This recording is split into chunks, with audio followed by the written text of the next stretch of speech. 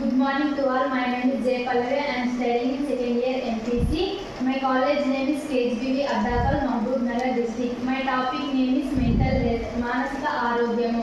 ఒక అమ్మాయి మీరా అనే అమ్మాయి ఒక పాఠశాలలో పాఠాలు నేర్చుకునేటప్పుడు ఆమె మెంటల్ హెల్త్కు గురయ్యి ఆమె మానసికంగా ఒత్తిడికి గురయ్యి ఆమె చేసే పనులకి ఆమె ఆలోచించడానికి ఆమె ఒక వ్యక్తిగా ఒక స్టూడెంట్గా ఆమె చాలా కోల్పోతుంది. ఎందుకంటే ఒకరితో కలవకుండా ఆమెనే తెచ్చుకుంటుంది. వాళ్ళు మానసిక ఆరోగ్యానికి గురైన వాళ్ళు ఏం చేస్తున్నారో కూడా వాళ్ళకి అర్థం కాదు. డిప్రెషన్లకి వెళ్ళినప్పుడు వాళ్ళు మళ్ళీ తిరిగి రావడానికి చాలా కష్టం.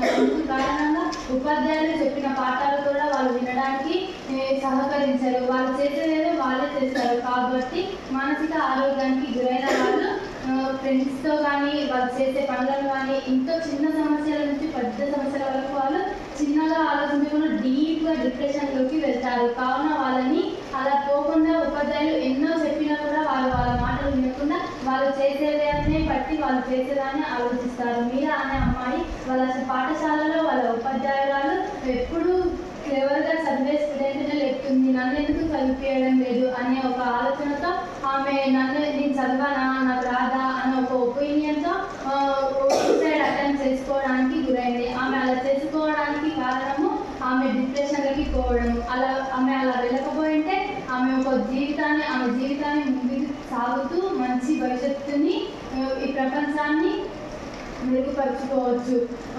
ఆ మీరా అనే అమ్మాయి ఉపాధ్యాయులు చెప్పే మాటలు వాళ్ళ స్నేహితులు చెప్పే మాటలు వినకుండా డిప్రెషన్లకి వెళ్ళిన వాళ్ళు ఉదయాన్నే లేచి ఏమన్నా ఒక 2 hours కానీ ఈవినింగ్ టైంలో కానీ ధ్యానము మంచి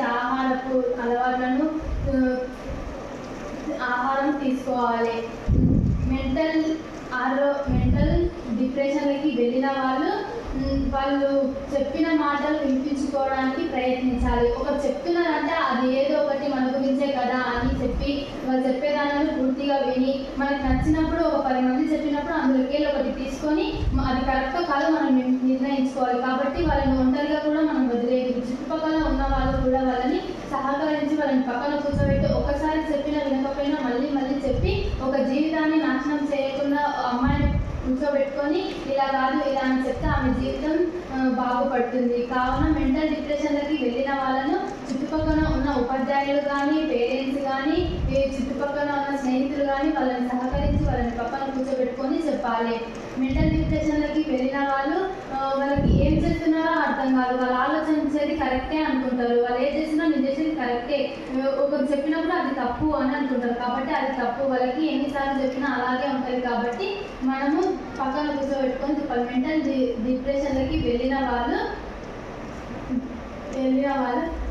ఆలోచించే విధానం కానీ వాళ్ళు చేసే పనులు కానీ వివిధ లోపాలకి గురవుతారు.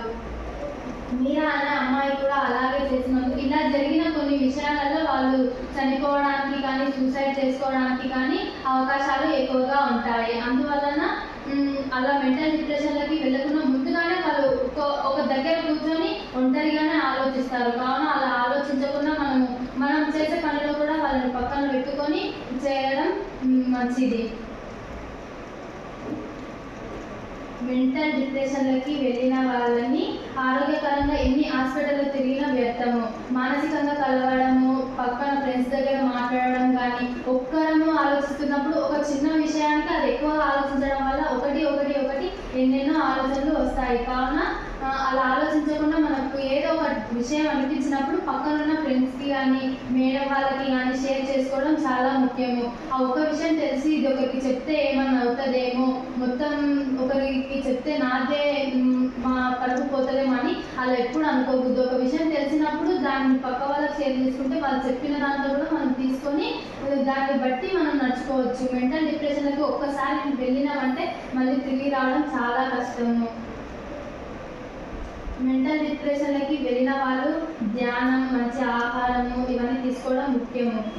ఫ్యామిలీలలో చిన్న పిల్లల నుంచి పెద్ద పిల్లల వరకు ఈ ప్రపంచంలో ఇప్పుడు ఉన్న సమాజంలో ఎక్కువగా మెంటల్ డిప్రెషన్లకి వెళ్తున్నారు. ఫోన్లు ఎక్కువగా చూడడం, ఫోన్లలో ఉన్న సమాచారాన్ని ఎక్కువ తీసుకోవడం వల్ల ఆటలు కానీ ఇవన్నీ ఏవి ఆడకుండా ఫోన్లు ఎక్కువ చూడడం వల్ల కూడా మెంటల్ డిప్రెషన్లకి వెళ్తున్నారు. కావున ఫోన్లు కూడా మనకు అవసరమైనంత వరకే ఉండాలి. మెంటల్ డిప్రెషన్లకి వెళ్ళిన వాళ్ళను ఎన్నిసార్లు చెప్పినా, వాళ్ళని ఎంత సహకరించినా వాళ్ళు దేంట్లో పాల్గొనడానికి రారు. ఏ పని చేసినా నాకు నచ్చినట్టే నేను ఉంటాను, నాకు నచ్చిందే నేను చేస్తాను, నేను చేసేదే కరెక్ట్ అనే విధానంలో ఉంటారు. కాబట్టి మెంటల్ డిప్రెషన్లకి వెళ్ళిన వాళ్ళను కాపాడి మన చుట్టుపక్కల, మన ఇంటి పక్కన ఉన్న వాళ్ళని కూడా వాళ్ళ ఒక్కరు కూర్చొని ఆలోచించేటప్పుడు వాళ్ళ దగ్గరికి వెళ్ళి వాళ్ళ దగ్గర మాట్లాడడం ముఖ్యము.